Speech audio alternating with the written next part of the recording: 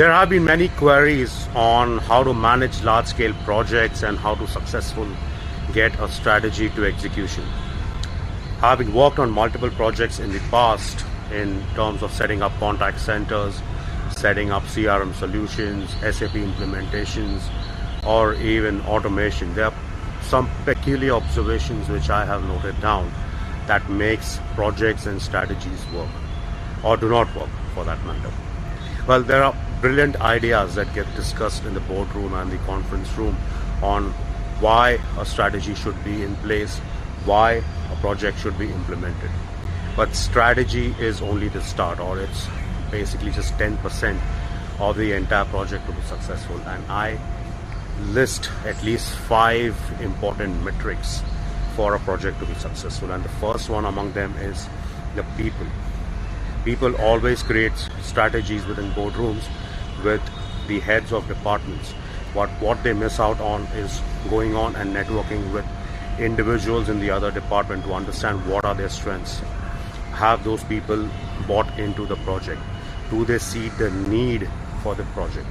How well do they network with these individuals to sail across any kind of bottlenecks that might come across?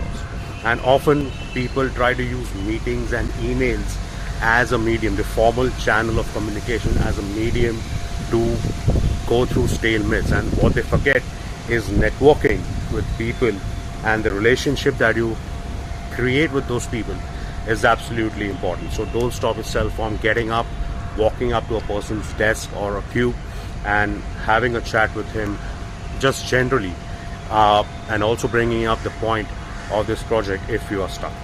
The second point that comes into effect is the process that you lay out.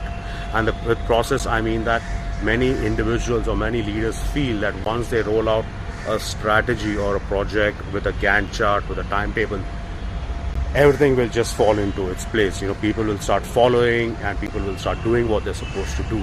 And what they miss out on is on that daily routine of having follow-ups, having checkups on how the progress is moving. Is there any bottleneck which we face? So people miss out on the important processes once they feel that their strategy is place. The third element in a successful project implementation is about communication.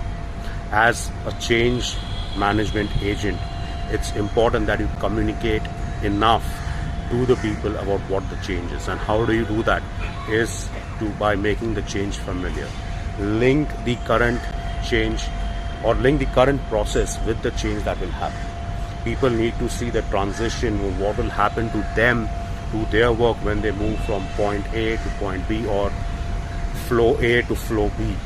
And that is what reduces the anxiety, that is what makes people comfortable and relaxed, and that's when they start listening in to what the change will be done. A very important aspect also in the communication process is how often do you communicate the change or the new strategy to your team members. Survey says that in a quarter of a year, if leaders speak about 1 million words with their team members, the words on change are barely in the thousands. And the reason for this is leaders speak about change in their heads. They keep thinking about it and they keep repeating the change process in their head. This makes them to believe that they have even verbally communicated this to their team, and therefore their team members would be on the same level of information or mindset as they themselves are. And this is a mistake that they do during the change process, that they don't keep repeating that communication often for them to get familiar with that change process. The fourth important point is usability.